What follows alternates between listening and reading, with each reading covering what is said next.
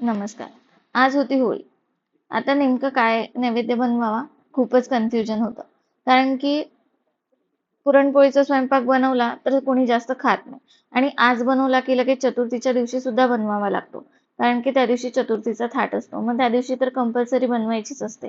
म्हणून होळीला मी मोस्टली पुरणाचा स्वयंपाक जो आहे तो टाळतेच. त्यानंतर इथे खानदेशामध्ये काही लोक जे आहेत ते फुनक्यांचा नैवेद्य करतात. म्हणजे हरभऱ्याच्या डाळीचे वड्या ज्या असतात त्या बनवतात. भिजवलेल्या हरभऱ्याच्या डाळीच्या. आता तो नैवेद्य तर आम्ही जास्त काही कधी केलेला नाहीये. आई पण कधी करत नव्हती आणि त्याच्यासोबत शेवाळ्या सुद्धा करतात. तो नैवेद्य तर कोणी जेवण म्हणून खाणार नाही. म्हणून मग एकतर डाळ-भात किंवा वरण-भात असाच काहीतरी स्वयंपाक जो आहे तो करावा लागतो. तर डाळ-भात करणारच होती, पण सासऱ्यांनी आज पुरणपोळी आणली होती. म्हटलं मग नुसती पुरणपोळी तर काही कोणी खाणार नाही. मग म्हटलं त्यासोबत आता पुरणाचा स्वयंपाकच करूया. म्हणून मग पटकन असा कुकर लावायला घेतला, भात लावून घेतला. त्यासोबत मी हरभऱ्याची डाळ सुद्धा लावली. कारण की रसई बिना डाळीची चांगली नाही लागत.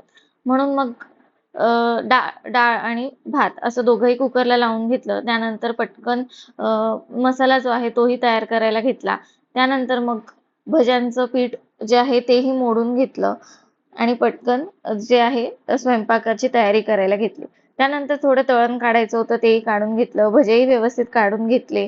त्यानंतर कुकर झालेला होता. भात बाजूला करून घेतला आणि रसईचीही तयारी केली. मस्त रसई करून घेतली आणि त्यानंतर तुम्हाला माहिती आहे का होळीच्या वेळेस वीर नाचवले जातात. आता इथे हीच ती पूजा चालू आहे होळीच्या इथे. त्यानंतर मीही ताट बनवून घेतलं. आता इथे सगळेजण रंग खेळतात म्हणून रंगही घेतले. त्यानंतर होळीची पूजा केली, देवाला नैवेद्य दाखवला आणि इथे बघा हे कलर खेळायचं काम चालू आहे. त्यासोबतच चालू आहे हळदी-कुंकू. तर असा होता हा आजचा व्हिडिओ. तुम्हाला आवडला का?